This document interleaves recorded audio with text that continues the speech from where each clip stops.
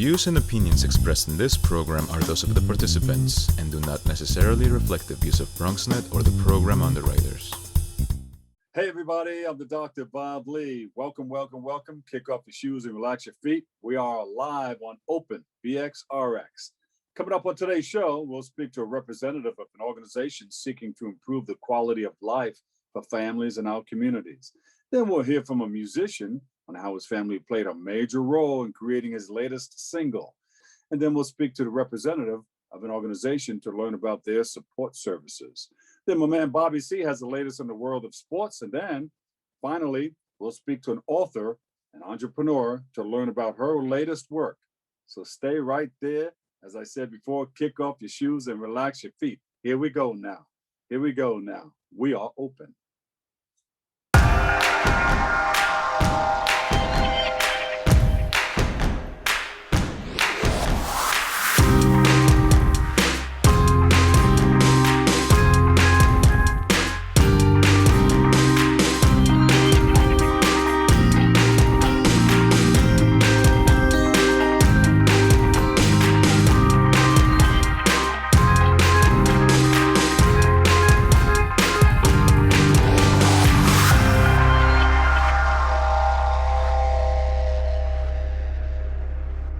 Hey everyone, how are you? I'm your host, Dr. Bob Lee, and you're watching Open. It's that live interactive program that brings the Bronx and New York City straight to your TV set. You can stay connected to us through social media at BronxNet TV. Now, leading things off, our first guests are the Director and Community Outreach Member of Mott Haven Community Partnership. And they join us today to speak about their work in improving the quality of life for families in the community. Please welcome to the show, Dan J. Montestran and Dennis Opuku. Welcome, welcome, welcome. Thank you. Now, tell us about the Mott Haven Community Partnership that you guys are involved with. Yeah, so the Mott Haven Community Partnership, as you may know, we're located on Bergen Avenue, and we are, right in the heart of Mott Haven. As you know, what people call it is the hub, because, we're right in the center of everything, all the stores, all of the organizations that are in Mott Haven. And one of the things that we do is we connect families to resources. So this is an organization that is, family oriented. All of the resources that we offer are taking into consideration what are the needs of the families that we work with and the residents that we serve. As you may know, there is a large number of undocumented residents in Mott Haven. So some of the services that we offer are around immigration, making sure that the services that we offer to them, they qualify for it, because a lot of them may not qualify for it just because they're not residents. But we make sure that everything that we offer, that they're able to qualify for. And we also connect them to employment and education.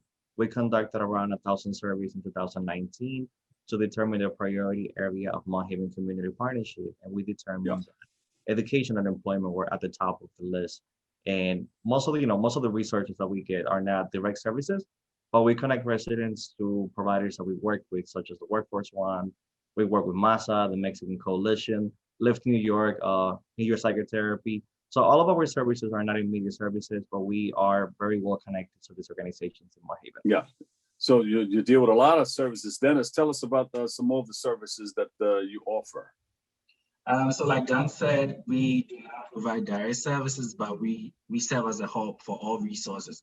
Most of the community residents, even though there's a lot of resources in the community, they are not even aware that they have these resources and services in the community. So we connect them to these resources. So like regards to education, legal, health, mental health, employment, we provide all these kind of referrals to the different organizations that we work with. What services, or how has it been assisting? Like, have you had trouble during the pandemic assisting people? Absolutely. As you may know, when the pandemic started, we didn't really know what to do, to be honest with you. And I think this is something that most organizations that we work with, that they were going through. We couldn't put one and two together at first, but then, we picked up the phone, we started calling families, we started, having conversations with them, like, how's everything going at home? Did you lose your job? Do you have enough food for the week? Because, we understand that food security is a big, big problem in Mott Haven. So as I mentioned before, we don't offer any direct services, but during the pandemic, we started hosting food pantries. So we partnered with the Mott Haven Reformed Church, with the Mexican Coalition, with MASA, and so many others, but we wanted to make sure that food security was not a problem. Yeah. And the food pantries, started around June, and even until today, we're still hosting food pantries. And even more recently, we started having support groups in Spanish, 100% in Spanish. How did you guys meet up to start this? Where did it come from? So as a Mott Haven Community Partnership is an ACS-funded initiative, which was established in 2007. This is a commitment from ACS to directly partner with communities and to ensure that everyone from government agencies to social service providers, faith-based organizations, local leaders is involved in the efforts to support New York City families and children. Yeah. So the main aim for this partnership is to reduce the need for child welfare involvement and also to help communities thrive. So our backbone organization for Mott Haven Community Partnership is JCCA, and like Dan said, we focus on preventive services. Excellent. Do you guys have anything coming up that we should know about? Yes, so we are actually partnering with the campaign Not 62. So we're going to be hosting a webinar today in the afternoon at 5 p.m. And we're also hosting a 5K during the summer in May. And we're partnering with Create Hub, and we're going to have a Healing Through the Arts event on March 27th. Where's the 5K located? Because Mike Nobby and their crew, they're going to get the sneakers ready and tie them up tight and get ready to go. Yes, so now we're looking at St. Mary's Park. St. Mary's Park? Yes. Oh, that's right on 100 and what is that? We used to get off just off of 3rd Avenue, right? You get off on 149 and you walk up the block, and St. Mary's Park is at the end. Yeah. Okay, great. And what's the other thing that you were talking about? You got the 5K. You mentioned about 3 or 4 things. Yeah, so the 5K will be at St. Mary's Park, and the event that's happening with Create Hub will be on March 27th. And, this is an event around healing through the arts. We need your psychotherapy and also someone from the Borough President's office who is in charge of dealing with mental health. All right. That's great. You guys are providing a great service. We thank you and applaud you for all that you're doing in our community. Thank you. Where can we go for more information on what you guys are doing? For more information, you can look us up on our website, motthavencommunitypartnership.com. Also, we are very vibrant and very active on social media platforms. So you can follow us on Instagram at Mott Haven Partnership or Twitter at Mott Haven CP. And also we are on Facebook at Mott Haven Community Partnership. We have, we post a lot of resources on our social media platforms too. And we host Instagram live sessions where we have other partner organizations come on and talk to residents about the services that they also provide. And also I'd like to add that we also have a monthly general meeting. And this monthly general meetings, we have all the service providers in the community come together to share their services, to let other organizations know about the services that they provide. And during these meetings too, we have residents on there to also learn about the different resources that are available to them in the community. So it's open to the public? It's open to the public. It's open to everyone. And this is on the 4th Thursday of every month. Did you send something out? Where do we go to get the link? Yes, we post a lot of flyers and the link on our social media platform. Once again, on Instagram at Mott Haven Community Partnership. You can check our website too. You're going to see the link at motthavencommunitypartnership.com, and also on Twitter too. We post all this information on there. All right. The Mott Haven Community Partnership, Dan J. Montes Tran, he's the director, Mott Haven Community Partnership, and Dennis Opoku, he's a community outreach member, Mott Haven Community Partnership. We thank you guys so much for all of your service. We really appreciate you, and keep us abreast of what's going on, okay? Thank you so much for having us, Albert. Thank you so much, Albert. Thank you. Stay safe and God bless you. Bye. Thank you for having us. All right. We'll take a quick break right here, but we promise we'll come back and give you more next on Open.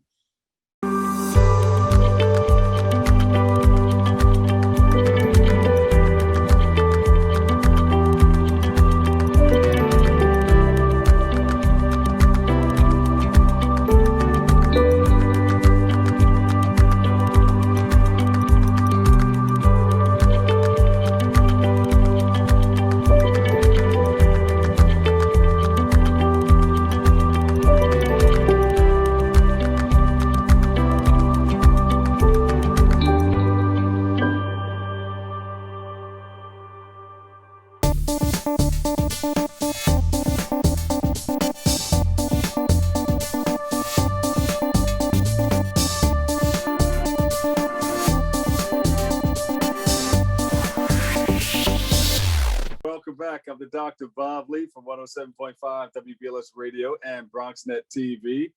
Our next guest is a hip hop and gospel artist from Montgomery, Alabama, all the way from Alabama. I'll be doggone. Sometimes they say that, sometimes they don't. And he joins us to speak about the inspiration behind his latest single and how his family has played a significant role in his career. Please welcome to the show. By Moon is in the house. Here we go, yo. Just to throw your hands in the air, okay. Wave them around like you just don't care, like a Ginger Rogers and a Fred Astaire. Let me hear you say, "Oh yeah, oh yeah." Hey. That's back then. That's the back then rap. But you know, we can bring it up to date. You ready? No doubt, no doubt, no doubt. Thank you, Bob. Glad to be here. By Moon. By, how did you get started in all of this stuff? How did you, think that and know that you wanted to do this? This is the thing that you wanted to do.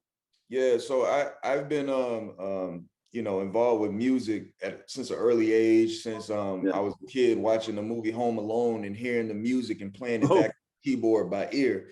And my mom kind of knew I had something then. And then a couple of years later, I'm about 9, 10 years old, and this is during my time in Dallas, Texas. And I was a part of a group at my elementary school, and we would step and we would do raps about Black history figures. And my first rap was about Malcolm X. I did about an 8-bar rap about Malcolm X. We're going to high schools, colleges, different schools around Oak Cliff, and Dallas area. And that just really, that's when it really bit me, man. And I just, from there, began producing music. I began rapping. I took more of a secular approach early on. But, my mom always trained me in the faith, in the Christian faith. I attended Oak Cliff Bible Fellowship with Dr. Tony Evans in Dallas. So we got like a real strong upbringing and teaching of the Bible. And when we moved to Alabama, it just stayed with me. So eventually those music and the faith collided because my life and my faith collided. And my music is a reflection of my life. And it just came after that, bro. Angelo, you hear that? You got it going on. Yeah, bring him up to New York. Let's do it. I got family in Queens. Yeah, there you go. Yeah. All right, beautiful. What was the inspiration behind Get It Together? Man, I have one of the records out there. I have one of the records behind me. It's called Let's Get It Together. But how did that come about? Yeah, bro. Just basically, man, going through a tough time, as we all have probably experienced in some form or fashion, particularly within the last year. And for me, it was a decision of, should I continue this? I'm married, I got 4 kids, and I'm, we started this label and I'm fully invested. I started a career in radio, and the plan was to segue into a full-time music career. So that has been successfully done, but the return on investment is a bit slow, obviously, when you're doing something like this. And around this time last year, when things were happening, I was really second guessing this. And long story short, I prayed a prayer to God. I said, God, if you want me to do this, you bring me back. And I put it down. I started doing other things. Long story short, he brought me back through a turn of events.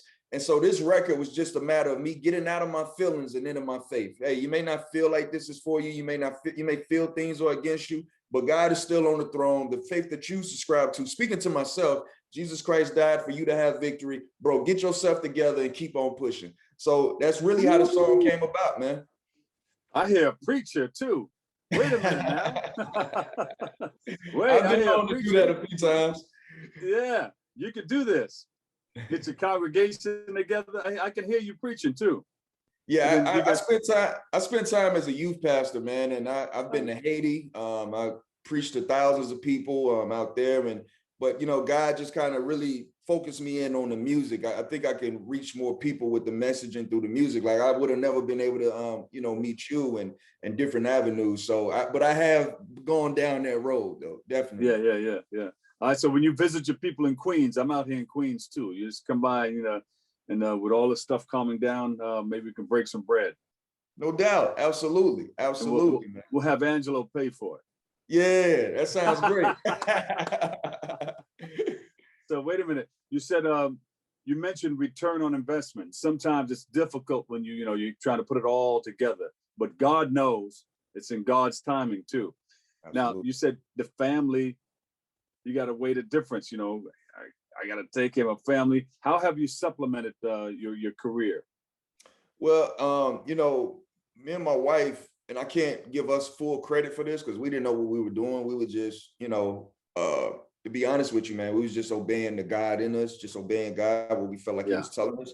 So while I was still in radio, I was working 2 jobs. I was a radio producer, and I was also a church media manager at my church. And my wife, she just got this feeling that she needed to do real estate full time, man, and quit her job. She had a very nice job, but she just, she got a real estate license, and God dealt with me, and we kind of got clarity that was the leap of faith to take. So we took that step. Now, this was about 7 years ago.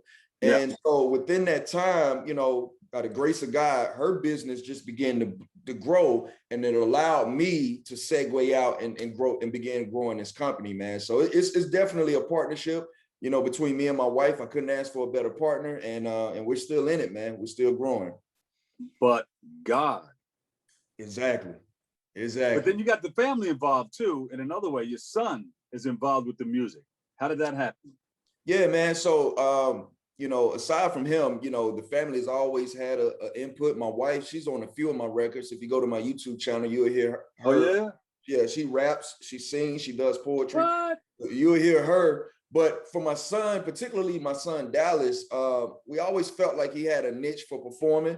Whenever I would do shows, he would run up on stage and start dancing, and he would love the music. So this just kind of fell in our lap, man. I was working on this record, long story short, and the part that he raps on, I didn't have anything for that particular part, so I was kind of leaving it open. And one time at the dinner table, I figured, why don't I take my phone and kind of record my verse, just to get a feel for it. Right. I'm recording my verse just for a rough version of it. When that part comes that I don't have anything for, my son, actually both of my sons were in the background just playing or whatever. When that part came, my son Dallas, aka Dal, he just started freestyling. He started freestyling. Yeah, I didn't think much of it at the time. I listened back to it a week later, and I'm trying to figure out what to do with that part. And I hear my son freestyling in the background, and it just made sense. It just fit perfectly. And I say, yo, boy, we about to put you on this one, man. The rest is history, That's good. That's how it's done, though. That's how God just puts things together. It's like a big puzzle, and God just puts all those things together. It's Absolutely. A wonderful thing. So where can people go? How can people support your single and get more involved in what you're doing? Absolutely. It's on all of the streaming platforms, whether you're on Spotify, Apple Music, Tidal, whatever you stream with, it's out there. You can just search Vimoon. But if you want a more personal touch, and if you want all of my social medias, all of my videos, all of my music housed in one place, go to vimoon.com, and there you'll find my Instagram, Facebook, my YouTube, my videos, my albums, and definitely this particular record, Get It Together. And the video drops March 25th. So go to vimoon.com, subscribe to the YouTube channel, and get notified. So when March 25th get here, you won't miss a beat. Give us that website again where we can view everything. Yeah, man, vimoon.com. And that's my name, VYMOON.com. And I just really have a heart to inspire, empower, and encourage audiences to be all they were created to be in order to do what we're created to do with no fear, man. So check out vimoon.com, and hope to see you soon. Vimoon.com. Want to shout some love before we go? Your son, Angelo, your family. Absolutely, definitely. Want to shout out, Double Exposure, Angelo, Kevin Goins. Big shout out to y'all, man. Much love to the fam. Definitely shout out my family, my wife, Miss B Moon, my 4 lovely kids, my daughter, Sanaya, my son, Young Dal, my youngest son, Vincent, my youngest daughter, Violet. Shout out to whole Montgomery, Alabama, everybody grinding. Shout out to my family in Queens. I see you, Jamaica Ave, what's up? Just shout out to everybody that's dreaming, man, and putting that work in to do something different, to create something new in this world. Keep pushing it, and keep the faith, man. Vimoon, hip hop and gospel artist. Bam, getting it together.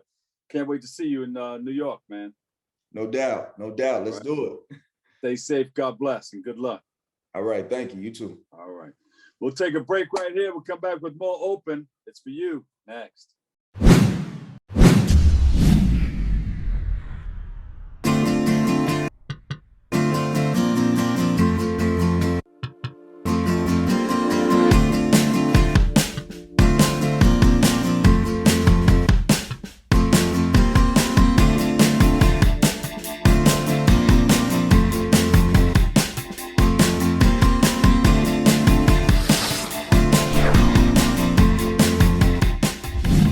Welcome back, everybody. I'm the Dr. Bob Lee from 107.5 WVLS, and our next guests are the founder of Recoveries R Us, LLC.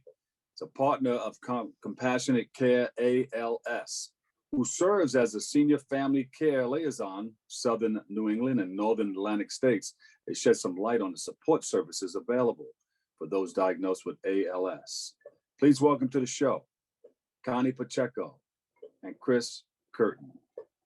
Guys, we welcome you. Thank you. Thank you. Thank you. Before we get started, tell us a little bit about what you guys do.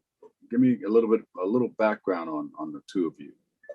So I'm the president of Recoveries R Us. That's my program. It's a vocational training program that provides individuals who are interested in becoming substance abuse counselors in the state of New York. So we provide all the training that accommodates that particular credential.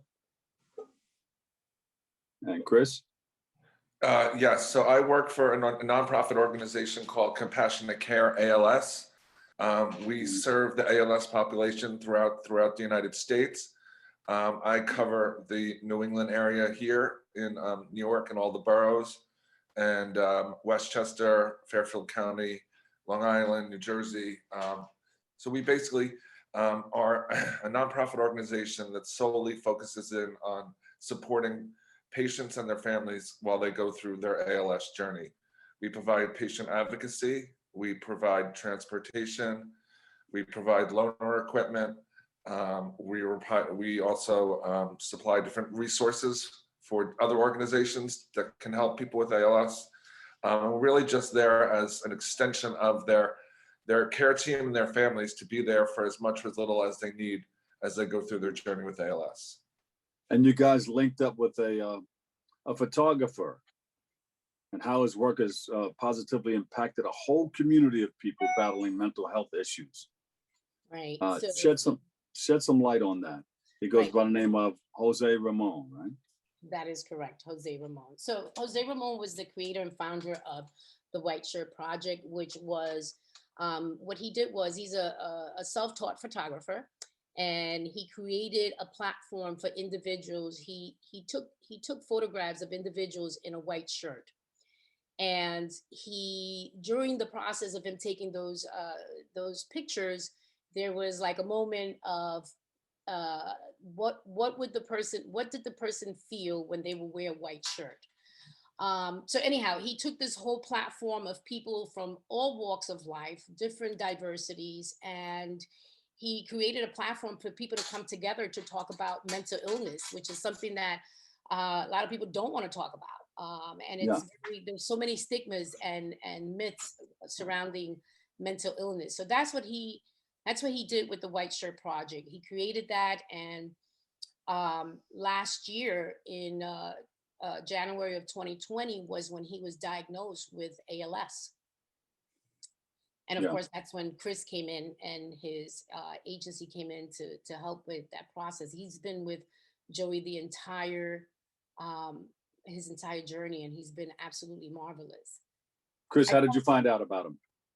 I found out about Jose through a referral from another nonprofit organization that I work very closely with called Bridging Voice. And Bridging Voice is another nonprofit that solely works with ALS patients, but more specifically through augmentative communication. So in the ALS population, one of the side effects of the disease is your ability to speak. You lose that ability.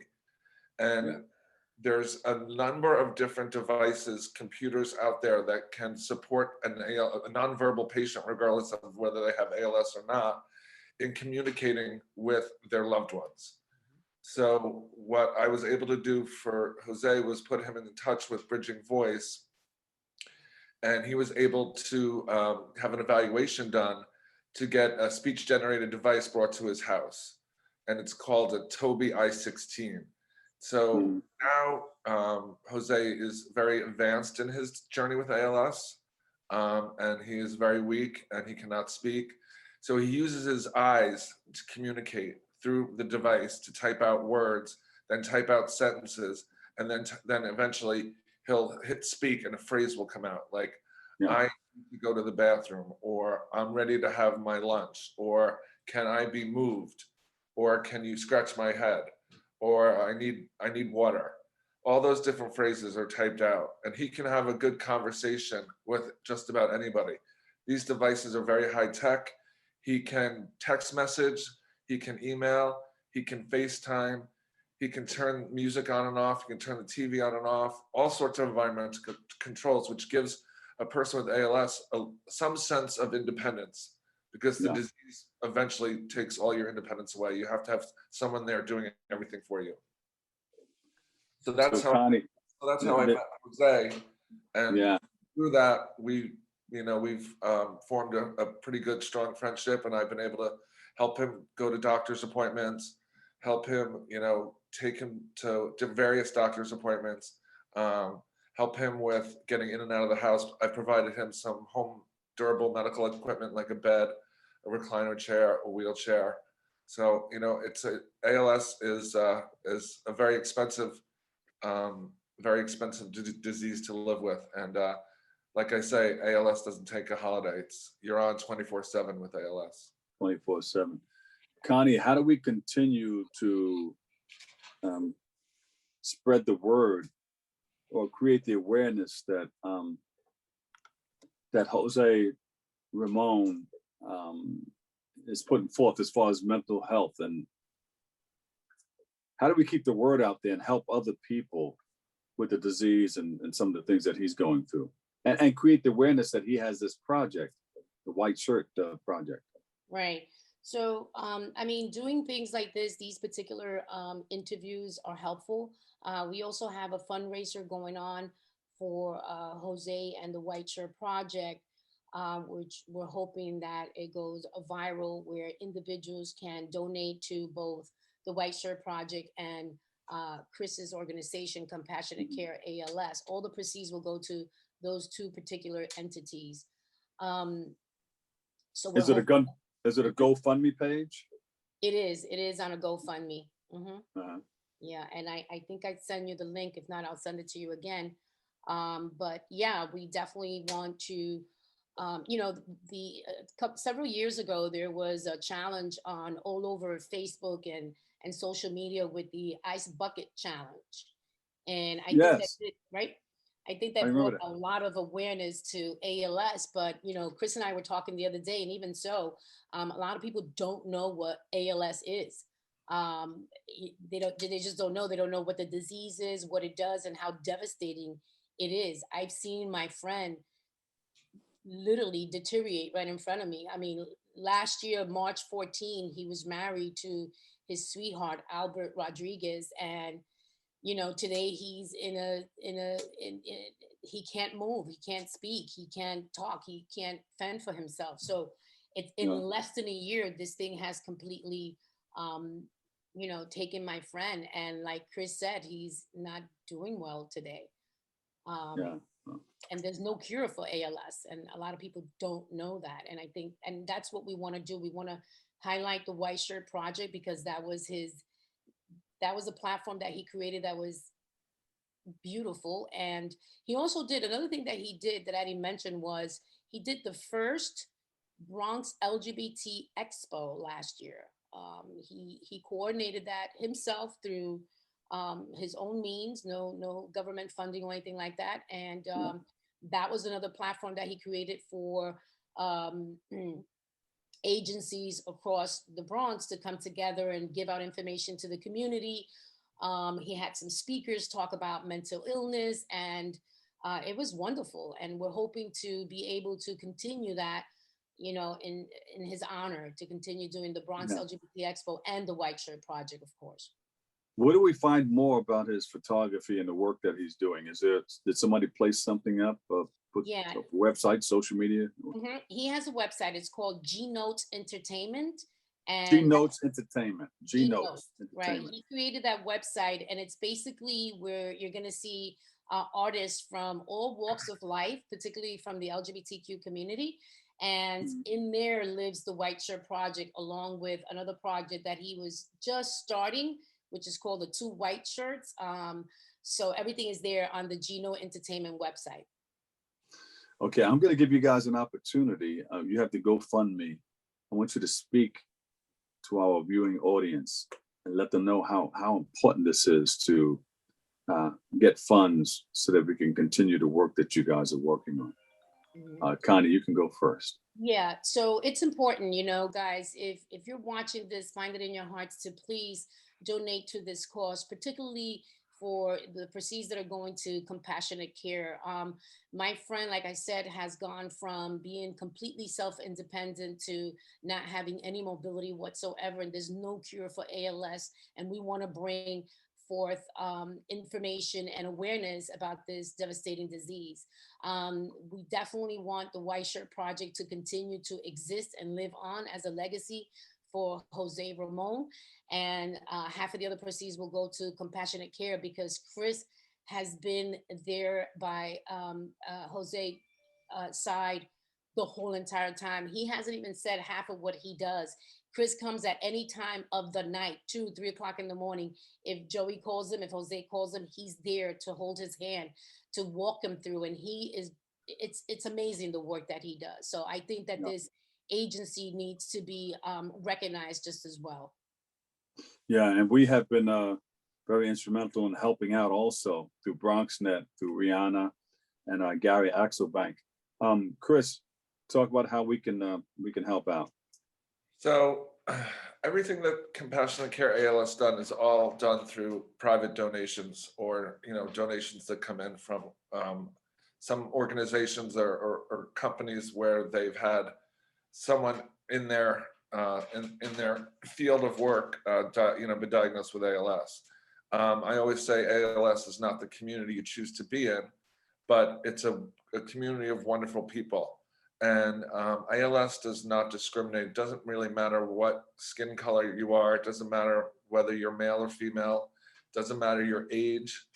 I've had, my youngest patient was 14. My oldest was 90. ALS always wins.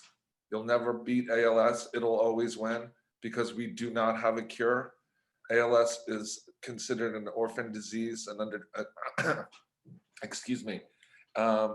an underfunded disease because there's only 30,000, approximately 30,000 people in the United States living with the disease.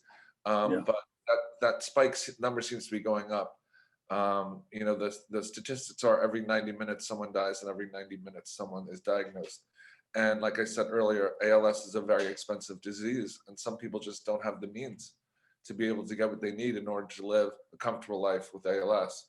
Things like power wheelchairs cost $50,000 or $60,000. The computer that Jose is working with right now is anywhere from $15,000 to $20,000. You know, his recliner chair is, you know, $800. You know, he's on Medicare and Medicaid, so thank God we finally have fought the good fight and we've got him almost 24 hours worth of care in the home because it's just Albert doing everything and one person can't do it all because you have to be on your game 24/7. So, you know, a lot of money goes towards research in the ALS community because obviously everybody wants to find the golden nugget that's going to cure the disease. But we also have people living with the disease that don't have the means to live with the disease. So that's where Compassionate Care ALS comes into play. We don't ask for a dime from any of our families. We're just there to support them through their journey. And as Connie said, you know, these past few days have been really, really hard on Jose. And he's very anxious and nervous. And, you know, so he has, you know, been calling me to come down pretty much every day. One night this week, I was there till midnight. I was there last night till about 8 or 9 o'clock. And I'll be over there sometime this afternoon, just checking in on him. And that makes him feel comfortable because he knows that I know a lot about ALS and I know what it looks like towards the end of life. And so we've been having a lot of those conversations. So any money that is raised for CCALS really truly goes back into giving back to the families and buying things that they need and navigating them in the direction they need to go in and just be there for as much support as they need. And it might not just be the person with ALS. It could be the wife, it could be the sibling, it could be the friend that's reaching out to me to ask me a question. Yeah. Well, tell Jose he is loved from all of us here at BronxNet. You know, we embrace him. We give him this big beautiful virtual hug, and just let him know how much we love him, and how much his word and his work that he's doing is going to get out to other people to help them get some of the things that they need out of life. Absolutely. And that's important. Jose, Ramon, we love you. And thank you guys so much for coming out and sharing that, okay? Thank you. Thank you.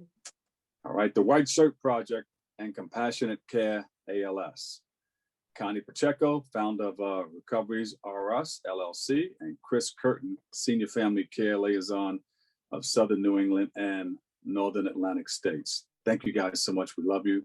We appreciate the work that you guys are doing. Coming up next, Bobby C has the latest in the world of sports. Stay right there.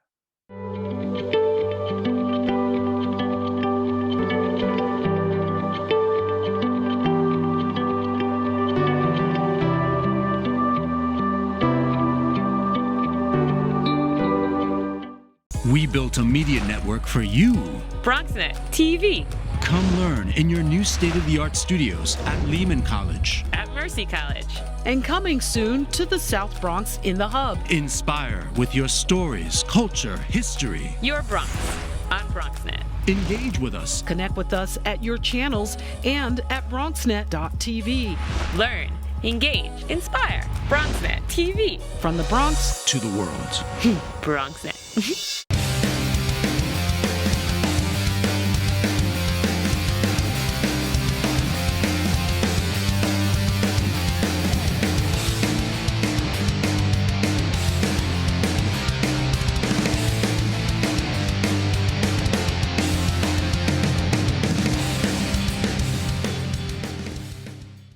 February, of course, is Black History Month. March is Women's History Month. And this comes after January, when our country finally sees the first woman of color in the White House that's not the First Lady. This morning, we welcome editor and author Michael G. Long to discuss a figure in sports history who continues to play a significant role in the progress of today's landscape. Good morning, Michael. How are you?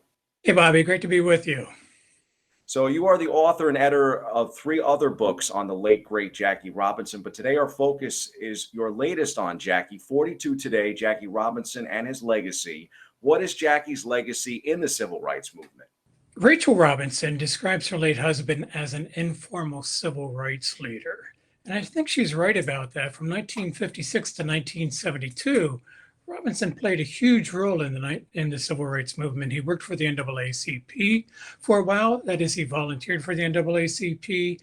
He worked closely with Dr. King in Albany, Georgia, and then in the Birmingham movement. He spoke at the March on Washington in the preliminary program and marched with his family. He opened a Black bank in downtown Harlem so that Black folks there could get decent loans at decent rates. He worked on community affairs with Nelson Rockefeller. He battled with Malcolm X and Muhammad Ali, and the list goes on. He was really a formative player in the civil rights movement, and not a whole lot of people know that. So I'm glad you mentioned that. His legacy is unfulfilled. He had a big dream like Dr. King, and that dream of racial reconciliation and peace and economic justice for everybody is certainly unfulfilled today. So Jackie breaks the color barrier in 1947 with the Brooklyn Dodgers. He passes away in 1972. And honestly, when you think about it, we haven't really seen that much growth ever since. So in your opinion, how, when will we see this kind of growth that Jackie Robinson dreamed of? Well, if we just look at Major League Baseball alone, the questions are troubling, aren't they? So when he left in 56, 5.6% of all rosters were of Black players.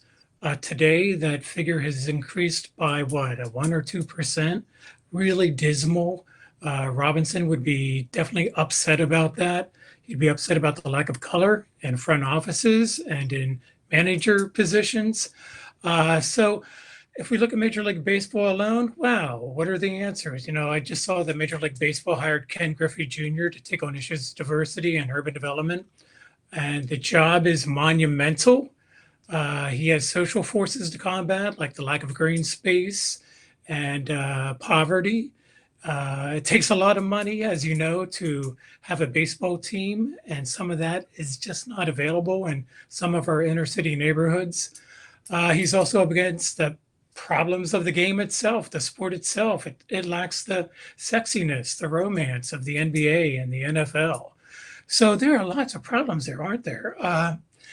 I wish I knew the answer, but I wish Ken Griffey Jr. in Major League Baseball all my very best. I think we can start definitely by adding some color to the front offices and seeing some changes of perspectives there. When the perspectives change, the structures change. And when the structures change, more perspectives change. You bring up Ken Griffey Jr., in your opinion, what role can athletes play in challenging social injustice? Because, lately we've seen a lot of pushback in regard to some other NBA stars, someone like LeBron James. And then, of course, the big story still years later, we're still talking about Kaepernick in the NFL. Yeah, it's a fascinating question. Robinson was always hard on his fellow players who didn't stand up for racial justice. And here I'm thinking of Campanella, especially, and Don Newcomb. He was also disappointed with Willie Mays and some other Black players, including, by the way, Frank Robinson. He thought Frank Robinson should have spoken out a lot more. Robinson was a big believer in the bully pulpit. And so I can't imagine that he wouldn't be pleased with the platform that LeBron James has and uses through social media. I mean, the guy's influence is enormous. All he has to do is tweet out something, and people either rally around him or they hurl the N-word at him. And sometimes and often both happen, right? I think that social media platform is a good start. I really do. I think that using Twitter and using, well, do they use Facebook so much? Using Twitter especially has been super for moving people into protests and rallies and marches. So hats off, I think, to Kaepernick, hats off to LeBron James and others whom I think Robinson would support. I think anyone that has seen the film 42 will have that great moment in their mind when Pee Wee Reese puts his arm around Jackie in 1947. But some say it never happened, and that's something that's addressed in this book. Yeah, it's a fascinating story.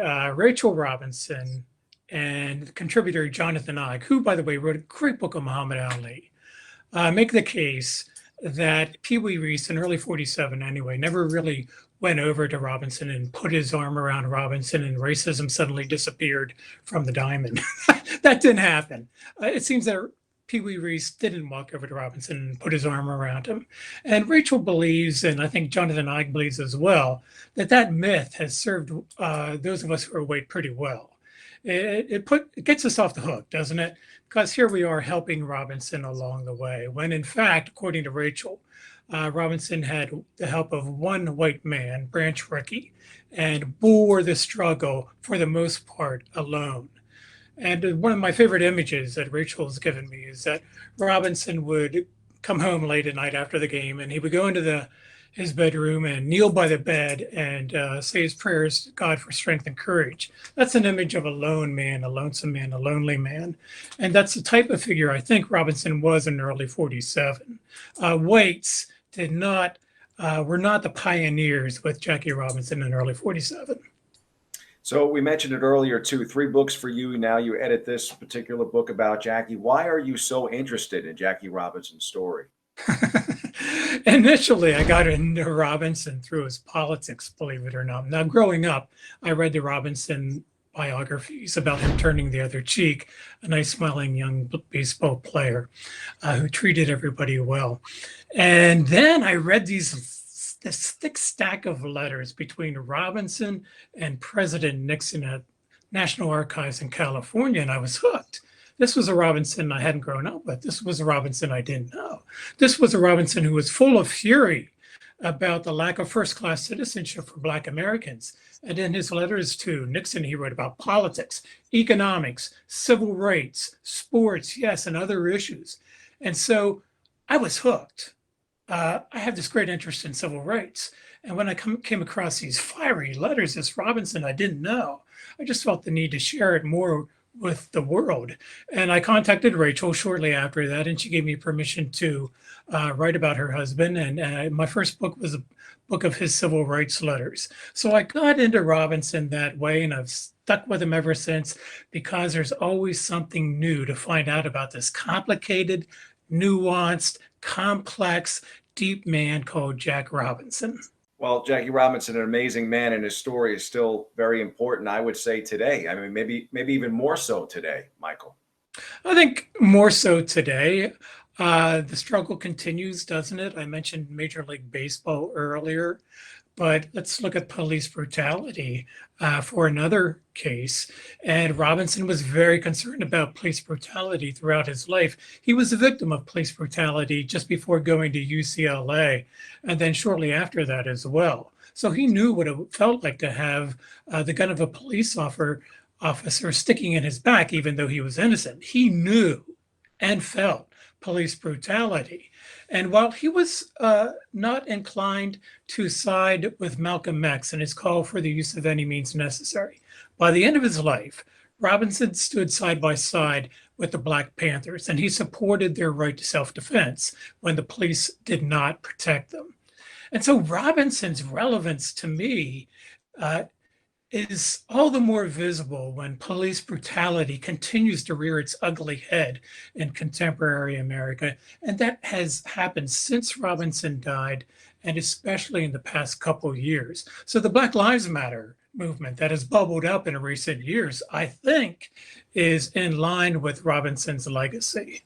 Readers will find hope and inspiration in this story of great struggle and sacrifice. Filmmakers, writers, journalists, scholars, activists celebrate the man behind the number 42.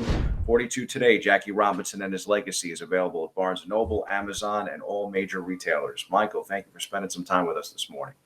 Thanks, Bobby. Let's get out there and play ball. Sounds good to me. When taking public transportation, don't touch your phone. Carry hand sanitizer and use it immediately upon leaving the bus or train. Avoid touching your face. If someone is coughing or sneezing, move away. Wash your hands with soap and water as soon as possible. Limit contact with poles. If possible, avoid rush hour. Don't eat or drink on public transportation. Keep your bag off the floor or other surfaces. Avoid directly touching turnstiles. Stay up to date with the latest from your local health department and CDC.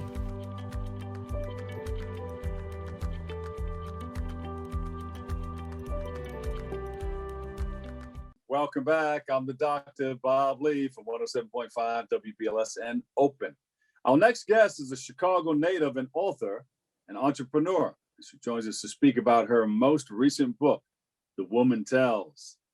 Please welcome to the show, Karla Davis Luster. Karla, how are you? How you feeling? I am feeling really fantastic. Thank you. And thank you for the opportunity to be here today. Oh, no problem. A Chicago native, huh? An entrepreneur. Yes. And yes. You wear many hats. Let's talk about it. Okay. Basically, I have a UPS store, which is located in the South Loop of Chicago. The downtown area. This is a tease for Bob. I also have a retail consignment shop, which is online. That is shop at karlascloset.com.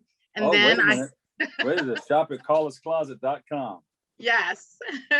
We can go find out what's in Karla's closet. There we go. .com. Okay, I got that. Okay, well, there are things for women and men. No children, but women and men. So I didn't lean one way.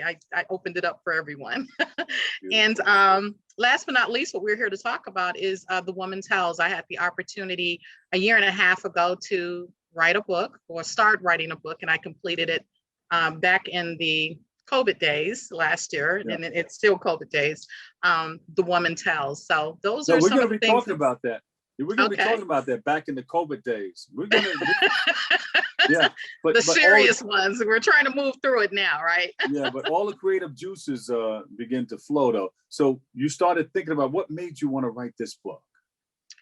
What made me want to write this book is actually the time that I spent in corporate. I had the opportunity to work on a project which allowed me to write an operations training manual for a department.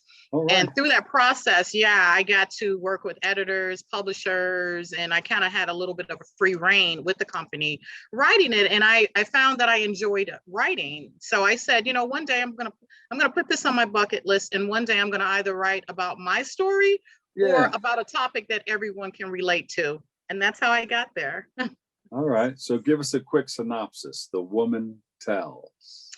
Okay. The Woman Tells is basically about a couple, and they go through issues, trials, tribulations, which everyone probably can identify with.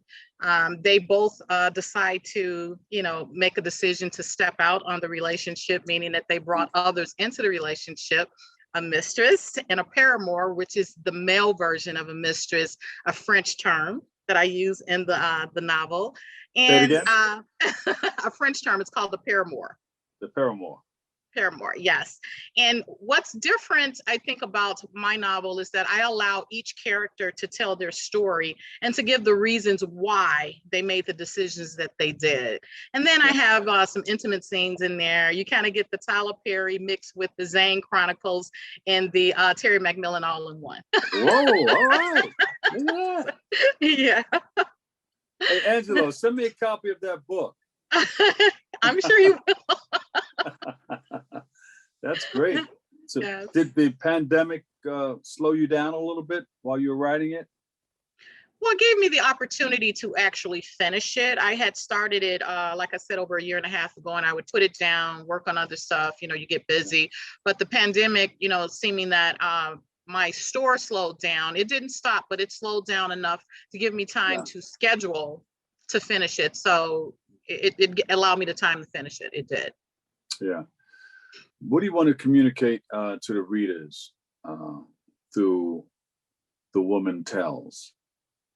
Basically, the message that I say is the bottom line is that in a situation, in a relationship, everyone plays a part. Everyone has accountability and everyone has responsibility. Most of the time, everyone wants to play the victim. But if you talk to, both sides, and most times there are, two sides to the story, and sometimes three, the real side, because everyone tells their side to, accommodate themselves. You kind of can find out, where in a situation did I go wrong and contribute to the demise of what happened. So my biggest thing I leave with everyone, just self-reflection. The book does have a journal in the back, and I say to, self-reflect and just take notes and do things, just think about your actions. You can't fix someone else, but you can fix yourself and make sure that you're presenting yourself the best way that you can. So my words would be, take responsibility, and you are also have a little bit of accountability to the outcome. Woo! All right. I like it. I like it. I like it. Can't wait to read it. Thank you. Please do. Yeah.